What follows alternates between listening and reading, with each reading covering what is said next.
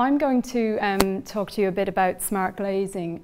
So my presentation kind of has two halves. The first half is about smart glazing in a more general context. And then the second half is a bit about a research project that I've been involved with at Montford, which looked at an actual smart glazing installation. So I'll tell you a bit about that in the second half. So obviously I'm starting by asking the question, for those of you that don't know, what is smart glazing? I think it's quite important that we define it at the start, because the word smart is being used a lot at the moment. It's being applied to all kinds of things, as you well know, appliances in our homes, you know, all sorts of objects that we consider to be inanimate are now smart. I actually came across a situation where smart glazing was being used to describe some glazing that was highly engineered and high performance. But I do think that that's a misapplication of the term smart, because to me smart means that it has to have some intelligence built into it and that it can be programmed to perform actions independently. So I think that's quite important. So when we talk about smart glazing today, what I mean is glazing that is dynamic and that can change its optical properties in response to a stimulus. So why are people interested in smart glazing? Why is smart glazing a thing that people would like to use? And why are some people excited about smart glazing? Well, in order to answer that question, I'd like to just take you through the kind of what I sometimes call the Daylight Conundrum, which is why we have problems with highly glazed buildings. So it's quite obvious why we build with glass. The aesthetic appeal is quite evident. Obviously it is subjective, but in general people do find highly glazed buildings beautiful. They let lots of daylight in and they allow lots of views out. They have a visual lightness, they're shiny, they're sparkly, you know, all of those things. But with lots of glazing, we have some quite familiar problems. We have overheating, we have glare, and then as a result of those two things, we end up with what I like to call facade furniture. And also we have the well-known syndrome of blinds down, lights on. So with overheating and glare, in order to resolve those, we use shading. And with overheating, the shading really needs to be external to the facade, because it needs to deal with the heat before it enters the space. It could be in the facade, but it needs to be in a layer of the facade that prevents the heat from entering the space. And often, unfortunately, what we see is external solar shading that's added as a bit of an afterthought, really. It's not necessarily integral to the aesthetic of the building, and it really does detract from the appeal of you know, clean glazed facades.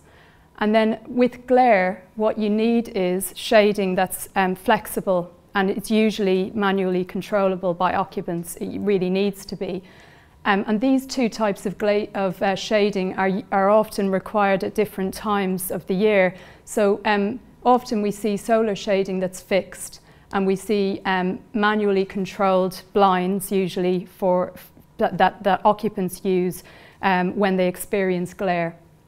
But as we know, as many of us know, when you pull the blinds down, unless you're thinking like many of us do about daylight, the blinds just stay where they are for quite long periods of time.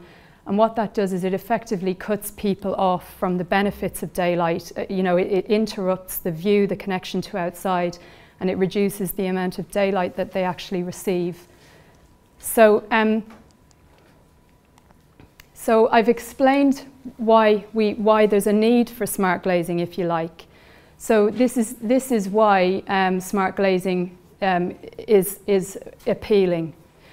Because what you actually have here is the potential to have your daylight cake and eat it. So what you've got here is shading that's integral to the glazing without any mechanical moving parts and the issues that can bring. you've got overheating and glare being addressed in one system. And it's dynamic, and the best types can be controlled manually as well as automatically. The other attraction is with many of the types that I'm going to tell you about in a few minutes, is that the view out can be preserved at all times. So the glazing never becomes opaque, so you can always still see outside. You don't lose that connection. And because it's automated, the benefits of daylight are maximised. It also has an energy benefit because it reduces the lighting and air conditioning loads. So that's kind of the background to why people would be interested in using smart glazing and why it's so attractive. So I've made a wish list of the key characteristics that I think smart glazing needs to have in order to be used as an architectural fenestration material. All of these are not necessarily available in one product right now, but most of them are available in some products that are available on the market. First of all, I've used the shorthand just because otherwise I wouldn't have fitted the line in here, but by TVIS I mean visible transmittance. So these are actually in order of priority. So I would say that the minimum transmittance, visible transmittance, is one of the most important characteristics.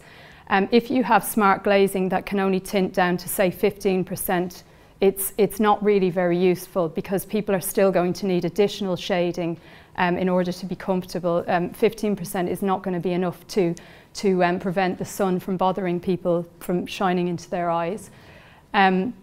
Research has found that 1% is quite effective. Then I'm looking at the maximum visible transmittance. And at that end of the scale, what we're interested in is the appearance of the glass when it's not tinted. So ideally, you don't want a glazing that still looks quite heavily tinted even when it's supposedly untinted, if you know what I mean. So 60% it's a figure that I've put as a minimum for the maximum visible transmittance. And then the next thing here is transition time. So that's the time that the glazing takes to change from one tint state to another, and crucially from, if you like, as it's tinting down. So I'm saying here that in an ideal world, your smart glazing would have a short transition time when it's needed. So by that I mean if someone's experiencing acute visual discomfort, they need to be able to get that tint quickly. If they can't, then they're just going to be frustrated and they might, say we need other shading while we're waiting for that to tint. But then having said that, if it's going to be controlled automatically, we would not want a short transition time because that could be really annoying. So if the thing was switching all the time, that would be very distracting and it would really annoy users. So to me, I think an ideal system would have almost like a two-tier approach, so that you've got a short transition that's available for manual control and a slower, more gradual transition when it's operating in automatic mode. So I've mentioned automatic and manual there. That's also, I think, a key requirement. So it needs, whatever the glazing is, it needs to be able to run automatically, but it really, really needs to be able to be operated manually by users as well. We know from other systems, from lighting control systems and various other systems in buildings, that if manual control is not available, people will get really annoyed and they don't want the machine telling them what is right for them. They want to be able to decide themselves. And then the next thing here, which I've already mentioned, is the clarity of view, because different types of smart glazing allow the view to be preserved to different degrees. So in a moment I'm going to be telling you about different types of smart glazing, and you'll see that some of them don't actually preserve the view, they obscure it. So I think that's very important, otherwise you're not gaining the benefit of having that connection with outside all the time. And then the final thing there is the colour when the glazing is tinted. This is subjective in a sense, because it's about colour. And different people associate colours with different things. But I think it's generally accepted that in an ideal world, the colour of the glazing when it's fully tinted should be as neutral as possible. So in other words, it's not going to elicit polarised reactions from people one way or another. So I haven't got on this list things like cost, ease of installation and durability, because I think a lot of those are general issues which apply to a range of glazing products, but they're not really the kind of issues that I want to talk about today. And obviously with cost, with durability it's difficult because we don't always yet know how durable products are, because it's quite a new thing and it hasn't been installed for very long. With cost, it's very difficult to find out any cost information from most smart glazing manufacturers, because many of them are just pricing on a project basis and trying to be competitive with other complex solar shading solutions. So it's not a case of saying this one costs this many pounds per square metre or anything like that. It's not that straightforward.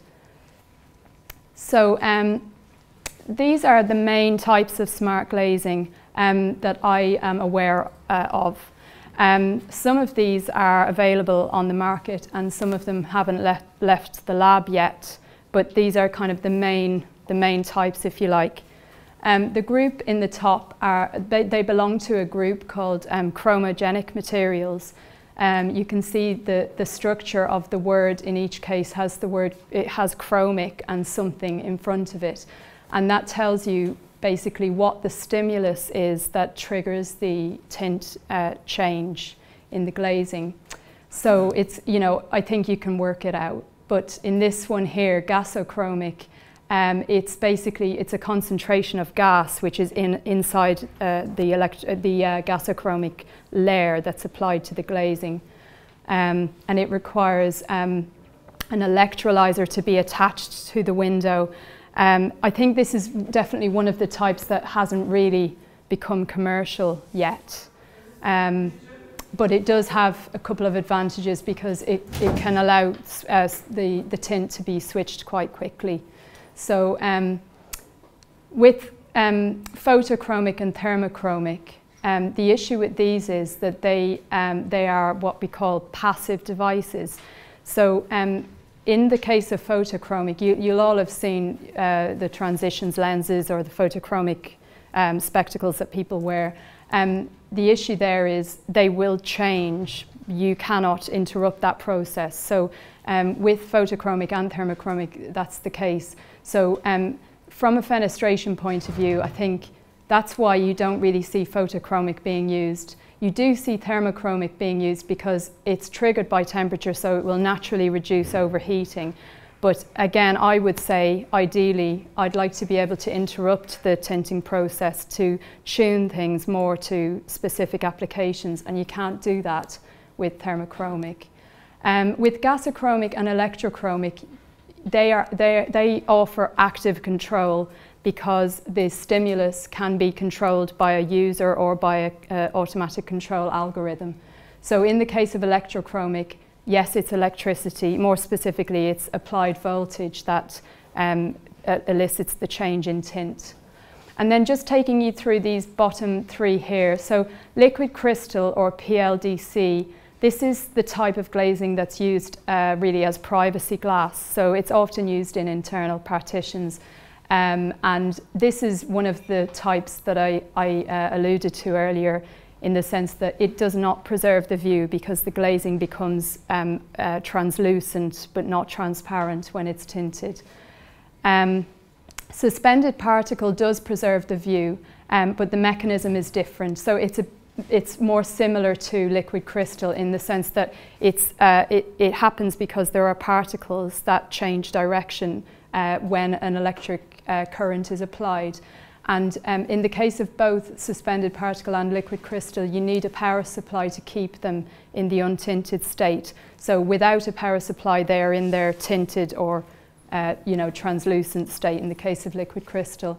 And micromechanical devices, these are really interesting. This actually encompasses quite a diverse range of materials. But basically what they have in common is you're looking at a material that it's not a chemical process, it's a micromechanical one instead. So you're looking at, if you like, a very scaled down Venetian blind type device. Also, I've seen devices whereby you have two layers that are aligned or misaligned by a mechanical lever.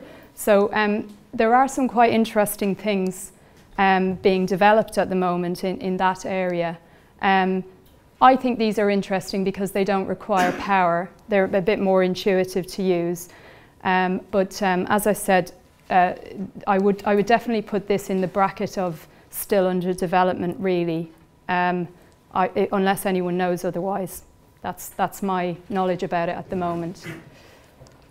So I hope you can see this. It's an overview of the advantages and disadvantages, or the strengths and weaknesses of the different types of smart glazing that I've just told you about. So I think you can see for yourself what I've done. You know, I've given them 3 stars when I think it's fairly strong, and I've given it 1 star when I think it's a bit of a weakness. What I think the main thing to note here is that electrochromic comes out quite strongly because it does have many of the characteristics that are required for fenestration materials. The list that I mentioned earlier, my wish list, it does have many of those characteristics. With colour neutrality, I've kind of in a way I've wimped out by giving 2 stars to a lot of the all the chromogenic materials, because it is subjective, and at the moment many of these have got a blue tint, a blue colour when they're tinted, and I think we all feel differently about blue and about whether it's a good thing or not. And I also think it depends on global location, because if you're in a country where you've got, or even today here in London when it's hot outside, a blue tint may have psychologically a cooling effect, and people might enjoy that. In northern countries, perhaps a bronze tint would be more welcome. But as I say, I've given them 2 stars because I feel it's not sewn up whether or not that's perceived as a neutral colour. But I've given 3 stars to micromechanical because, in a sense, because you're not looking at a chemical process, there is no colour perceived by the change in tint. So I think that's what you'd call, a neutral colour. So I mentioned that electrochromic glazing came out quite strongly when you look at the characteristics and the suitability as an architectural fenestration material. So now I'm going to tell you a bit about a study that I've been involved with at Montford University. And in that study we did look at electrochromic glazing because, as I say, because of the background, we knew that electrochromic glazing had shown promise in simulation studies and lab studies as an energy reducing building element.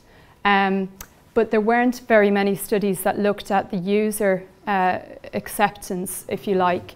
There were some studies that had been done in a lab situation with participants, but because they're only for a period of an hour or so, you're not looking at longitudinal effects, and you're not looking at practicalities and user issues on a day-to-day basis. So we could see that there was a need for a study, and we found a situation in an office on campus that was ready to be exploited to our ends, because we could replace the windows with electrochromic windows. And then what we had is the opportunity to study the installation and the users for a longitudinal period.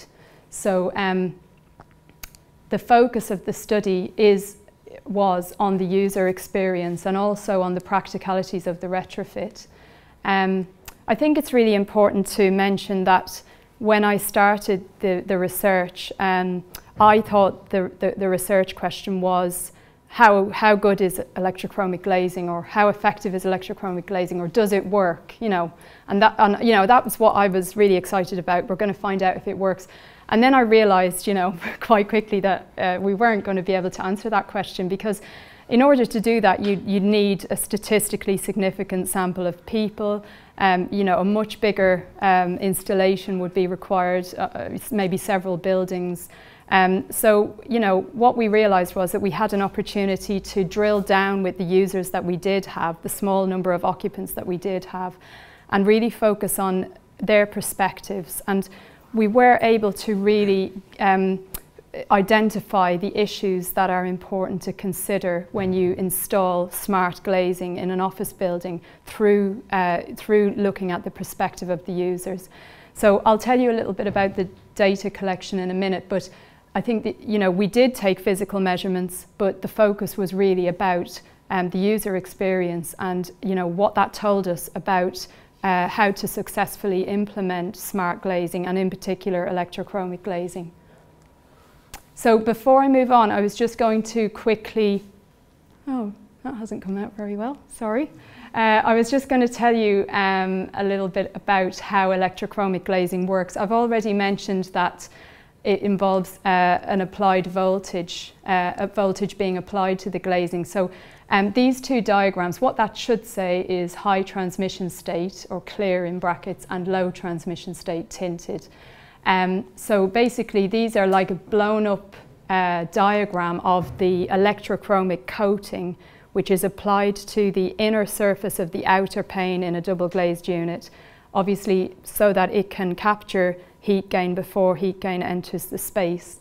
And basically, in a nutshell, what happens is ions migrate from one part of the coating to another. So the coating has 5 layers, and when you apply the voltage, in this case lithium ions migrate from one layer to another, causing a change in the optical absorption of the material, so that every colour except in this case blue is visible. And in the study that we did at Montford, the glazing we used was manufactured by Sage, who are owned by Saint-Gobain.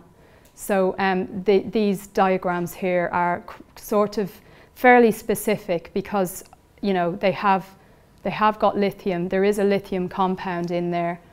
Even I don't know what the actual complete compound is, but I know that there's lithium ions in there.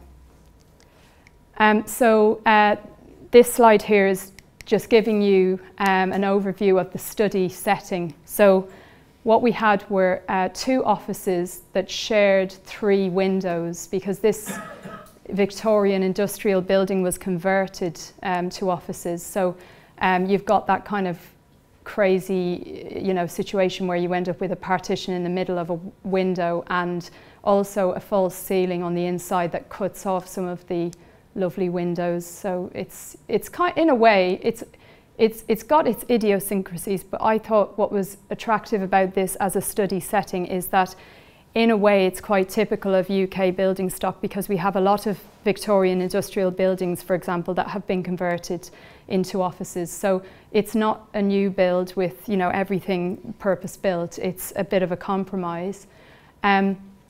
And you can see the facade was southeast facing, so it got lots of sun, particularly in the mornings.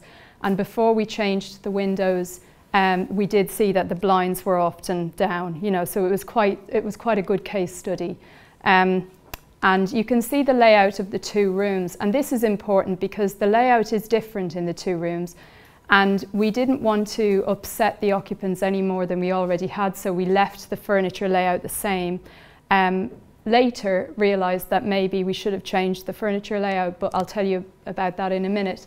But I think that's important. That's a lesson from a retrofit point of view. That's important because maybe it depends on the level of the retrofit, but perhaps people feel a sense of ownership, you know, territorial about their space, and, you know, it may or may not be practical to change the layout at the same time that you're doing other work. It just depends on the level of the work that's being done. And in this case, we were just doing the windows. The offices weren't being refurbished or anything like that. So we were pretty much told, you know, don't mess with the desks. So we left them. And we had a number of occupants here, and most of them fully participated in the study. So we were able to collect data from them. This participant here actually had a particular health condition that meant that she was quite sensitive to visual discomfort. And again, I'm mentioning that now because it is significant because of where she's sitting and because of the orientation of the facade. And then over here you can see this is the controls arrangement. So for manual use, there were switches mounted on the wall beside the windows. And for the product that we were using, this is what the control interface looked like at the time. So it's quite intuitive to use. You can darken the window using that button, and you can lighten it using that button. And we had 4 tint states. So at the top we have the fully untinted state, and that had a transmission of 62%. And at the bottom we had fully tinted, which had a transmittance of 2%. And in the middle we had 2 intermediate states at 20% and 6%. But I do need to mention that the product that's now available has a minimum transmittance that's lower than 2%, but this was what was available at the time. So this image here, you can see the interior of the 2 rooms, and I need to kind of highlight some of the things that are going on in the photographs. So at the time when the photos were taken, the bottom halves of the windows just happened to be not tinted. So I don't want you to think that it means we only installed electrochromic glazing in the top half. It's all electrochromic, but we were able to tint different parts of the windows independently of each other because we divided the windows into zones. So you can see there that window does go above the false ceiling, but those ones don't. Oh yeah, the other thing to mention is we upgraded the lighting to a daylight linked system, but in these photos, that room had been commissioned, but that one hadn't. So that's why the lights are on full blast there. So just giving you a quick rundown of the data collection. The thing to note about it really is that it was a mixed method study, so it involved collecting data from physical measurements, but also directly from the occupants themselves using interviews and questionnaires and diaries, and also from the occupants indirectly through observing their interactions. So when I say observing their behaviour, it sounds like we were watching everything they did, but what I mean is just with regard to shading. So we were observing indirectly how many times we were recording when they used the switches for the windows, and we were also recording when they used the blinds because we still had blinds installed. It was important that we kept the blinds there because we didn't know whether it was going to be effective or not. We didn't know what the needs of the users were going to be, and it was important that they were able to continue their work and not be unduly disrupted by the study. I don't know whether it's worth pointing probably the fact that we used HDR as well. That was quite interesting. We set up some HDR cameras in the rooms, and the idea behind that was to give us some objective, if you like, information about the luminance field. So that we had a luminance map and that we were able to triangulate that with the subjective data that we got from the occupants. But we weren't able to really infer that much from it because ideally what you'd have is a HDR image that relates to a specific instance or episode of visual discomfort. And because of the practicalities of the study, we had continuous HDR capture every 30 minutes. So it didn't always coincide with the times that we were particularly interested in finding out what was going on. And then there was a limit to how often the occupants could fill out a questionnaire. So as a methodology, I've learned a lot about how that can be applied in future. But in this study here, the HDR imaging itself didn't necessarily tell us what we wanted to know. But I think you'll see in a moment when I talk about the findings that it is relevant because we were able to look at the images and see where the bright spots were, and we were able to look at specific images that related to specific conditions outside, and that was very, very useful. So I also failed to mention earlier that the with electrochromic glazing, because it's an electrical signal, the control parameter could be anything you like. So it could be temperature inside, but in our case it was the illuminance on the facade, and we had an external facade sensor. So as part of the data collection, we collected less than a minute, even less than a second in some cases, data from the external sensor and the window control system. So I'm going to take you through, I've kind of picked out 5 of the main findings. I didn't want to kind of give you, tell you the whole lot because we'd be here for far too long. Just going to take you through maybe the sort of headlines and the things that I think came out of the study that have helped us to understand how to apply smart glazing and how to apply electrochromic glazing in a successful way. So the first thing is, I'm calling it furniture layout and occupant needs. And really what this is, there's these 2 aspects. There's the characteristics of the building itself and the interior, and then there are the people who occupy the space. And generally you can't change the people or the occupants or their needs, but you can control the furniture and the layout of the interior and the finishes and things like that to a greater or lesser degree, depending on whether it's a new build or a retrofit. And I mentioned earlier that this layout, we could see, once we started gathering data and once I started to interview the occupants, we found that in this room, this occupant here, she generally just didn't really think the windows were doing it for her, and she lowered the blinds and she felt uncomfortable. And we know that part of it is because of her additional needs, but it is an important issue because if we did identify the needs, if you like, by screening the occupants beforehand, by talking to them about their individual preferences and so on.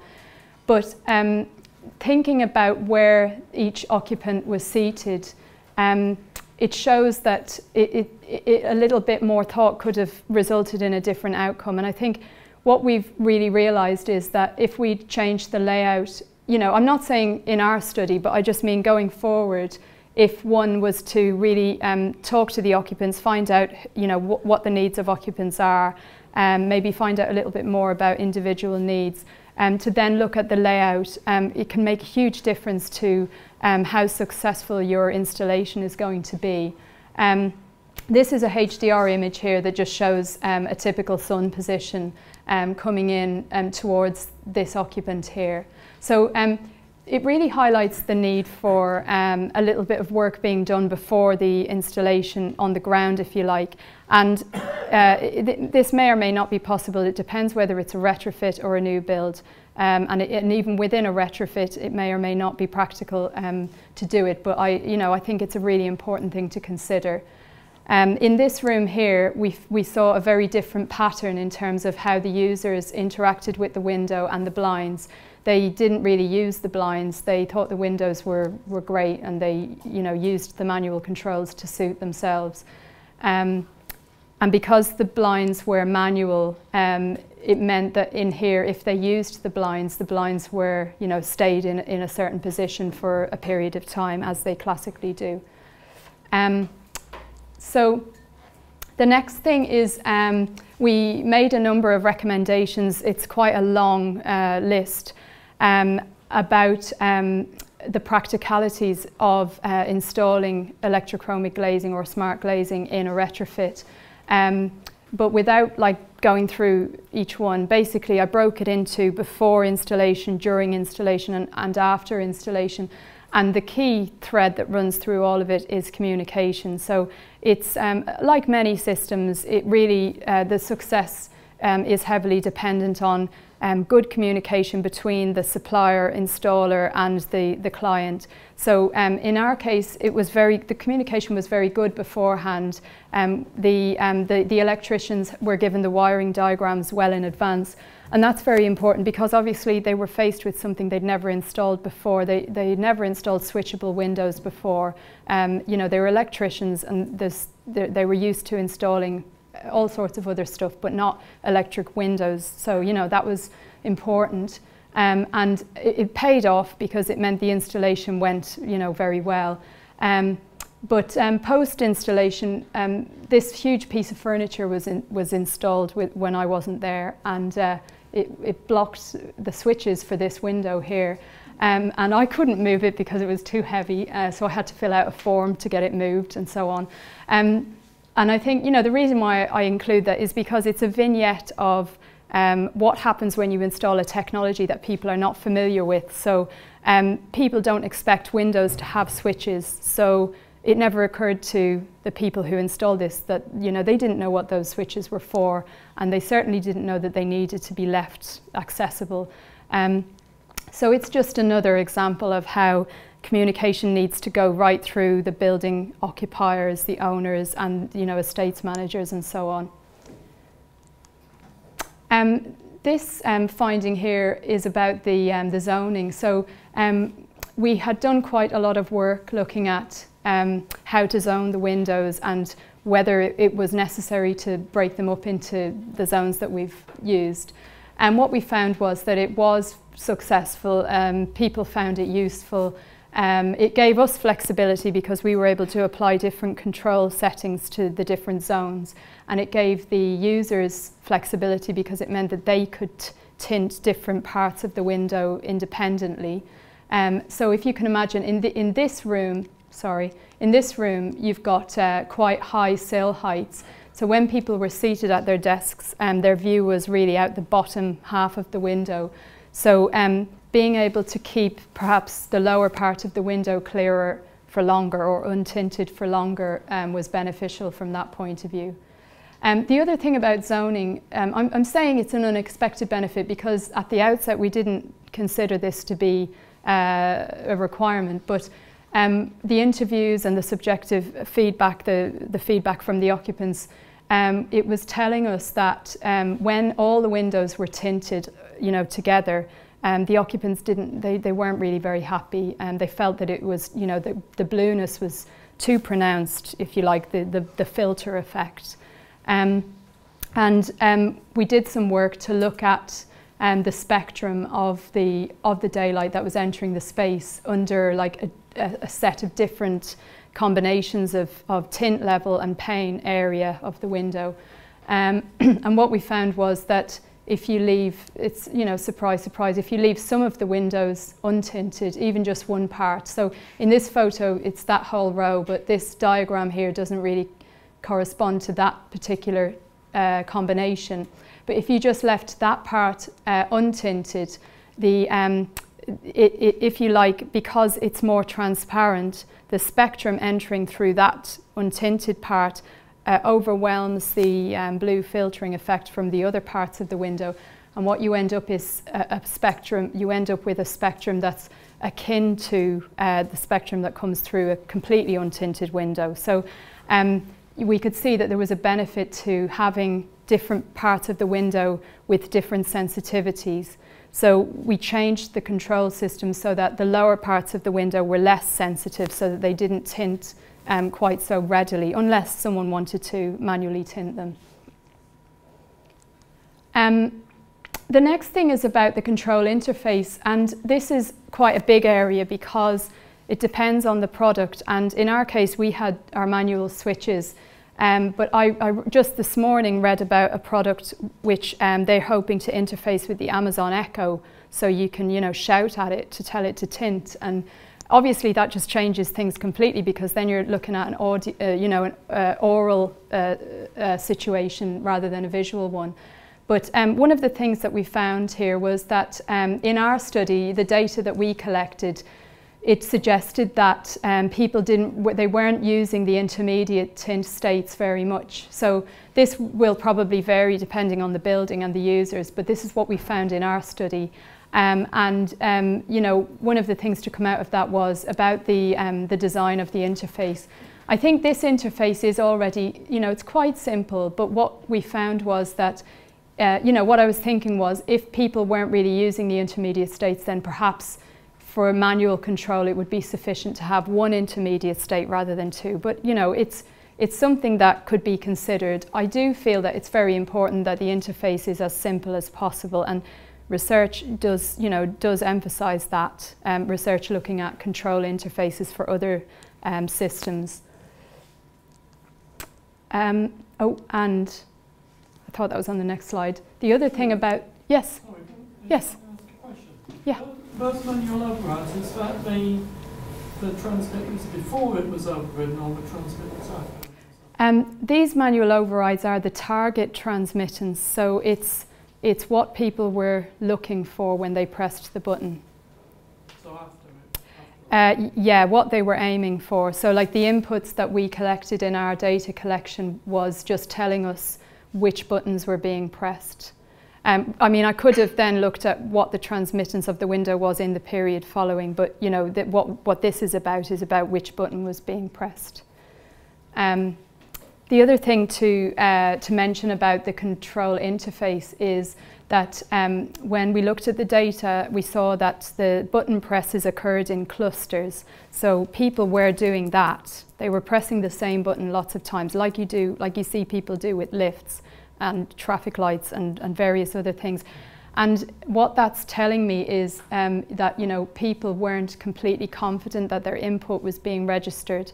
So there is a case for having an interface that reassures you a bit more. So you need something that's telling you that your input has been registered and that it is, you know, working on it. I know that Sage have upgraded it now so that their interface has a feedback. I believe the light flashes to tell you that your input is being registered, and that then when it reaches the target transmittance, the light becomes steady again.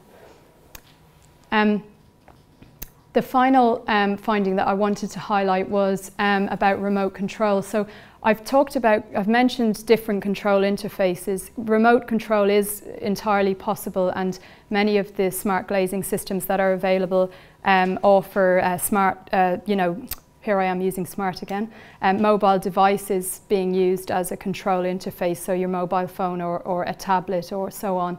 In a multi-occupant space, that's obviously, you know, can be tricky and may or may not work. But what I did find was that the occupant there was an occupant sitting within arm's reach of the switch for this zone, and this is the zone that was used most heavily over a 12-month data collection period. And it's interesting because obviously what you're not seeing on this diagram is the blinds use. So if you like, there's like an opposite to this, which is that the blinds were being used a lot in this room and the manual switches weren't. And in this room, the blinds weren't being used and the manual switches were. And in this room, the glazing was positively viewed. So the manual overrides, the number of manual overrides here tell us a few things. One, they tell us that if there's lots of manual overrides, it doesn't necessarily mean that people aren't happy. And two, it tells us that if someone is within arm's reach of the switch, they might use it more. I know there have been other studies with other shading control systems that have shown the same thing. And I do think that this points towards an issue where maybe remote control would increase user engagement.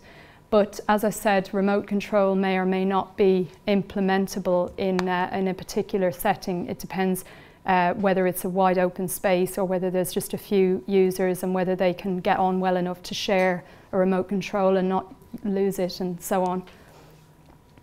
So the last slide here is about where I think it's going. So I've divided it into the technological developments and I suppose the bit I'm interested in, which is the research looking at the application of the technology in buildings from a user point of view. So on the technological side, there's a few things here. Some of these things are already, if you like, not just in the offing, but have already been done.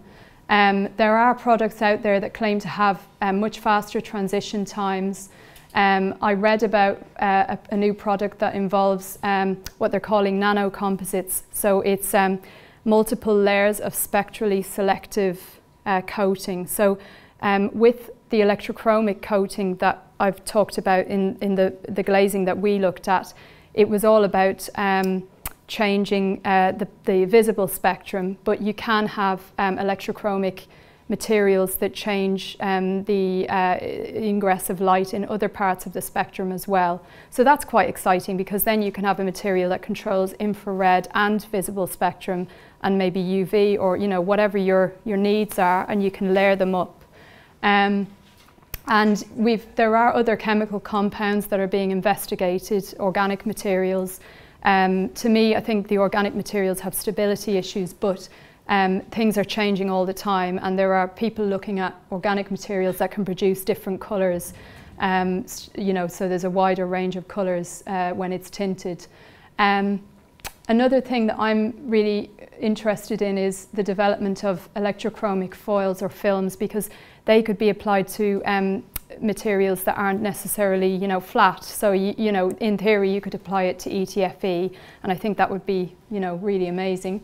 And I haven't added to this list about the other control interfaces. So, as I mentioned earlier, the idea that you can interface with something like the Amazon Echo, where you can use voice commands as well as manual commands. And then on the research side, these are some of the things that I would like to look into more, following on from the study that we've done. And probably the thing that interests me most is the non-visual effects of the tinted glazing colours, because I think, I'm only aware of one, well, recently there was a study. When I say recently, I mean since the year 2000. There was a study that looked at fixed tinted glazing colours and their effect on alertness. And they found that blue actually made people feel less alert than, bronze and other colours. And I thought, clearly there's things we don't know, because we would have expected blue to have an alerting effect. So I would really like to look into that more, and maybe look at different tint colours and get some subjective data from occupants about how those colours affect them, especially over a longitudinal period. And that's tricky if people are actually doing a job and trying to work, so there's some challenges there. The other thing that would be really good is larger occupant studies. So it would be great in particular if we had a situation where we had a building that was occupied and then was retrofitted with smart glazing, and then we could see, we would have a baseline and we'd be able to compare. So that would be good, and certainly that have upwards 50 more occupants, hundreds, that would be great. But for that we'd need really large facades and probably multiple buildings. But smart glazing is being installed in more and more buildings now, and as things go, as with many new technologies, it's getting cheaper and it's becoming more widespread, and some commentators think that it's the future, and one even went so far as to say that in years to come our children or grandchildren will say, did you really have curtains?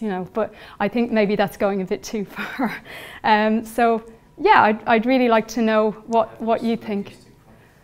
Yes, they do. I mean, to mention, one thing, yes, to mention one aspect. So yes, so, I'd be really interested to know what you think about what I've told you, and where you think maybe the future is going, and any other ideas about research areas that you think need to be addressed. So, thanks very much. Thank you.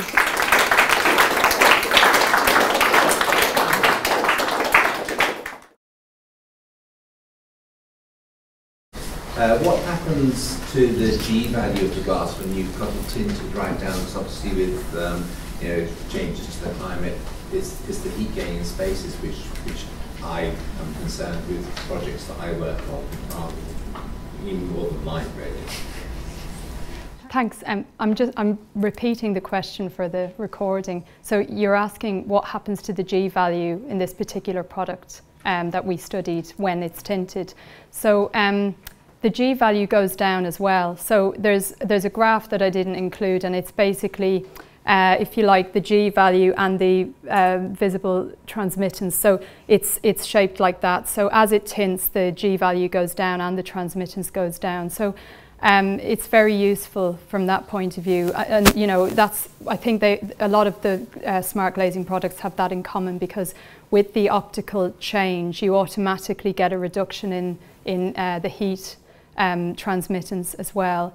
Obviously, it does depend where the coating is applied, but with it being applied on the outer pane of a double glazed unit, you do get that heat overheating control. Yeah. So, when you've got a 1% visual transmission, is the G value sort of 0.2 or 0.1? I don't know exactly what it is, but I can't. You know, I can easily. I have the figures, but I sound like Jeremy Corbyn now. I have the figures somewhere. No, I can lay my hands on them, but I don't know them off the top of my head. Yeah. I have a question. If no one. You have to introduce yourself. Oh, Louisa brought us from the CIBSE Daylight group. I'm noticing almost all of your images, the lights were on. So my question is, if you actually studied influence of the electrochromic glazing that has an impact in terms of the lights, because in the beginning you mentioned going for the solar factor as well, the overheating problem that you want to minimize with this system. Because I note, with the exception of one picture, all of them had lights on, and the room was relatively small. Yes, yes. So my question is, if you did some sort of study comparison, let's say, to the next office that had a single glaze, to see if double glaze, sort of a standard glazing window, to see if there was any improvement in your study area. That's one question. And the second one was, what would be your idea in terms of, sometimes if you have the light control next to a window, obviously you will have an impact of looking at a window very close to the lowest. If that, in your opinion, would make any difference to have the light control in a different area of the room. For instance, quite often in rooms you have controls at the entrance. Yes. If that would have made an impact for your study. Yeah, okay, thank you. So the first question was about why were the lights on in most of the photographs. So I think the reason is purely because many of the photographs were taken immediately after the installation of the windows, at a time when, I guess that was when we had most access to take pictures, because the occupants hadn't moved back in. So it doesn't really reflect what was going on with the usage of the light fittings. They weren't really commissioned at the time, and so they were on, and it was a bit random. However, I do think we did want to look at that, and we did collect energy consumption data, but it was very complicated because of the cabling, the circuiting layout. It wasn't what I would have liked. It involved a circuit that also supplied a different room, and I really wanted to be able to compare this with like a baseline condition, but unfortunately all the rooms around the offices were conference rooms and computer rooms and things, so we just didn't have that opportunity to compare, which would have been good. However, I do think the research background that led up to the study had already kind of demonstrated that, well, not kind of, it had demonstrated that it did affect lighting energy use, mostly in a positive way. So that was done through simulation studies and some lab studies, but not necessarily in a real building. So I think it's an interesting question, because obviously if you're going to tint down, then people are going to need to use artificial lighting. But maybe it's a case of trading off, because if you had blinds, you'd be losing you'd be interrupting the connection with the outside completely, whereas at least with smart glazing you can maintain that connection. Yeah. Sorry, the second question, can you remind me? Oh yes, about the location. Should you locate? Yes. I know you mentioned remote control, that probably yes. important. Yeah. But the situation that it's next to a window where you mainly see the lower part of the window, yes. that has made in your opinion, an effect on what selection the user? Yeah, I think that's a really interesting question, and I hadn't thought about what would have happened if we located the switches in a different place. I think one of the issues we had was we had a relatively small room but lots of zones, so we ended up with like there was like a bank of switches on each window, and if we had put those somewhere else, there was a concern that they would not be able to tell which window they were controlling. So in this particular case, it kind of meant we wanted it to be intuitive, so we kept the switches beside the window that they were controlling. But in another installation, maybe if you didn't have as many zones for that area, maybe you could have the switches at the entrance. I think that the other thing to consider is that when people were using the switches, I think often it was because of particular visual discomfort. So not necessarily because they just wanted to dim things down slightly, but almost like a more black and white situation. So I don't know whether them being in front of the window really affected that. It certainly didn't affect the controls because the sensor was external, so the sensor wasn't internal. So yeah, I hope that answers your question. Yeah. Yes. That's Stephen Cannon-Brooks from the Barclays. I have two questions. I'll ask you them in succession. First one is, in terms of maximising the transmission value of the glazing, you set yourself a target of 0.6. Does that include the glazing, the transmission value of the material, the glass itself, as well as any film or yes. the properties of the, should we say, the dynamic part of the equation? Yes. So to answer your first question, is the 60% or the 0.6 applied to the glazing and the coating? Yes. So effectively the coating is completely transparent? Yes. And the product that we looked at had the top transmittance was 62%. So I know it's achievable, but I have seen quite a few products out there that have a top transmittance in the 50s, and I think that could be an issue because I think we are quite sensitive. Us humans, we can see, we can sense when a window is a bit tinted and things look a bit dull. So I think it's really important. My second question is, it's in a sense a byproduct of the investigation, is that, and it's a curiosity, is whether you measure the amount of light on people's desks when they were making changes. And whether there was any correlation between the amount of light present, or you've alluded to other possible reasons for making those changes, is to see whether there is a relationship between the presence of light and use of screening. Because in the past it's often been found that there's been a relatively poor correlation between use of screening and the presence of light or view even out. I don't know whether you found anything on that front. Yes. So your question was about, just for the benefit of the recording, your question was, did we record the light level on the desks, and did we look at any correlations between that and the actions of the users? And yes, we really wanted to look at that. And part of the rationale for using the HDR was to do that.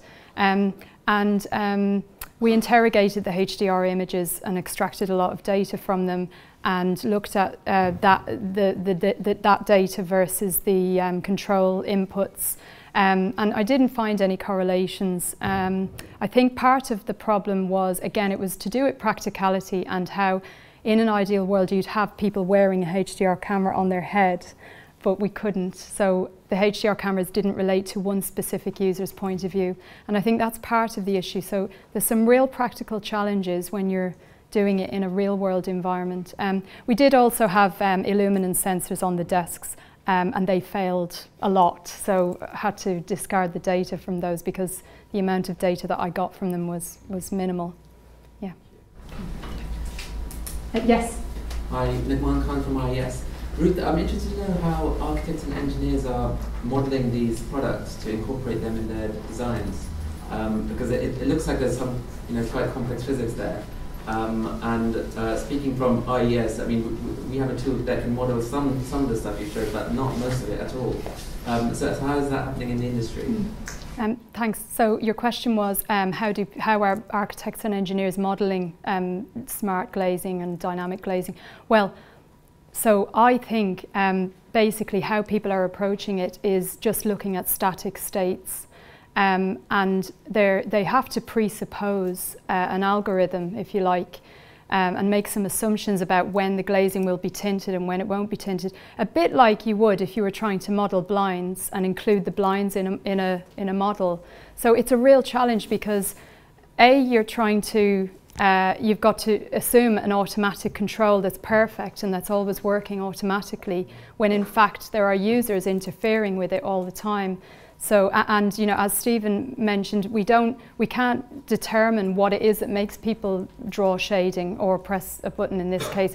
There can be so many different factors influencing a human operation of these things. So I think it's a real challenge for modelling, but then I also think that modelling any shading is a challenge. So I think the same issues apply, if you like, between smart glazing and any kind of automated shading.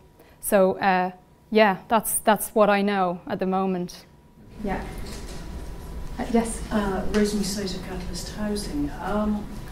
Could I just be clear? In that experiment, there was an automatic function running alongside the manual function. Yes, that's correct. So you asked if there was an automatic mode running alongside the manual. Yes, there was. Yeah. So people didn't actually have to get up? No, they didn't. No. Yes. Hi. From ACOM. I thought it was interesting your point about how future generations might look back and think why we did what we did. So I'll ask two questions. One, obviously there's a lot of technical detail there. The first question is, what is your feeling about how this is actually going to get out into the market and what the take-up is, what the trigger is going to be for people to go, right, that was the old way of doing it, this is the new way of doing it. And then the second question, I don't know a lot about it, but I think I've seen some research about how glazing could play a part in terms of energy generation as well, whether there's any inbuilt kind of photovoltaic element to it. I was just interested in whether you've had any more awareness of that than what I've seen in the press. So. Thank you. So your first question was, what do I think is going to trigger market uptake of smart glazing? So I think, I mean, it's difficult to portray it because in the UK we're not really seeing it being used that much at the moment, but it has been used quite a lot in the States, and I think in cooling dominated regions it's definitely being used more because there's a perception that it will really contribute to the bottom line energy consumption, you know, when air conditioning is a big load. But I think, to me, the trigger is the cleanliness of the solution, if you like, because as I mentioned earlier, I think one of the attractions of it is that it's all in the glazing, so you know you don't need anything else on top. And you know, thinking from an architectural point of view, if you have a concept and it's all very clean, and you know, and then you need to ruin it with shading. So you know, I think that's one of the main appeals. And then the other thing to consider, and this applies to most new technology, is that some people will just want to have the latest thing, and some people will also want their building to look, you know, really futuristic. And I do feel that it looks quite futuristic. It's subjective whether that's a good thing or not. Some people don't want that look, and some people do. So, and again, considering that there could be other colours in the offing, then there are definitely other colours that are visible from the external facade. So some architects would get very excited about being able to create almost like a stained glass, not from the internal point of view, but just the colour of the glazing that's visible from the outside. So it's interesting. So if anyone's bought blinds for their house, it's not a cheap thing to do, is it? So I guess there's many factors about why that technology suddenly everyone realises it might be the right thing to do. But it's also the human factor, whether am I comfortable, though I know I'm having the privacy I want. Yeah, because it doesn't provide privacy. It does get very dark and it becomes difficult to see inside, but it's just like a tinted window on a car. You have to get right up, you know. So it doesn't provide the same level of privacy that we have with upholstery, you know. I don't know whether it can ever substitute that, but you know, for commercial projects, I think the thing that might trigger it could be the aesthetic benefits. And as I mentioned, as the cost goes down, it will get to a point where it will become a lot more attractive as a solution. Could I add to that? which is that my alarm bells have been going off as somebody who comments on architects' designs for residential, that the fashion has been, for the last 10 years, for vast amounts of glazing, which there is nothing I can do. That's what the urban designers, the architects, the planners want. And no amount of commentary about overheating, privacy, or anything to do with how normal people live will affect this major glazing effect that we have on high density in cities. So I've got blocks where even within 10 years I know that we've got a set of over 55s who are going to be fried alive, and our sustainability team have already said we're going to have to budget for air conditioning for those blocks in the next 10 to 20 years. So knowing that perhaps within 10 years we could reglaze, because you know we put in probably pretty cheap glazing anyway.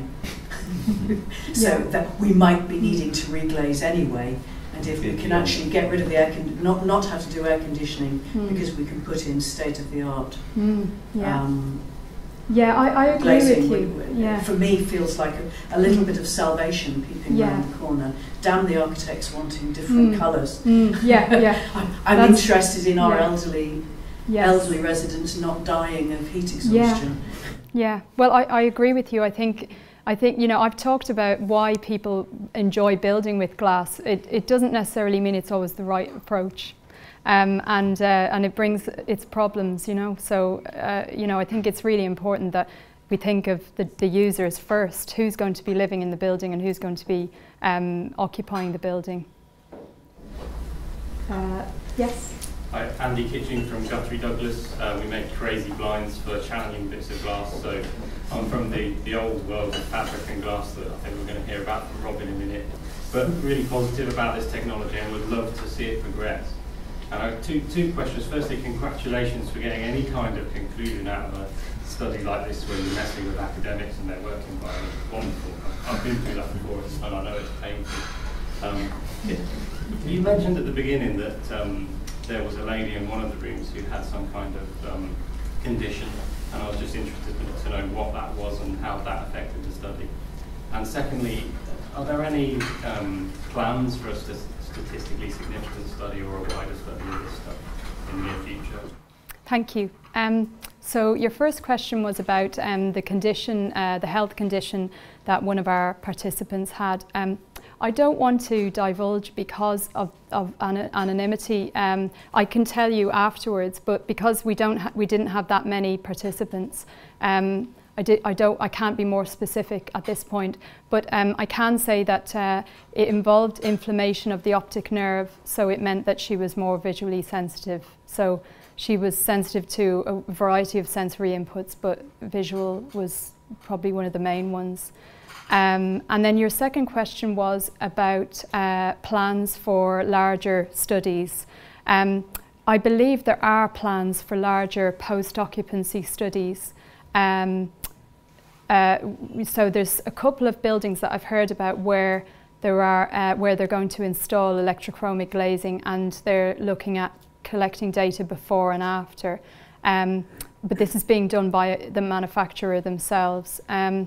So yeah, I mean, I want to hear about more possibilities and get involved with them, but that's all I know at the moment.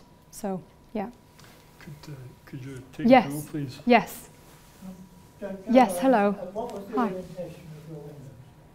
What was the orientation of the windows? It was southeast. So they were more or less due southeast facing. Yeah.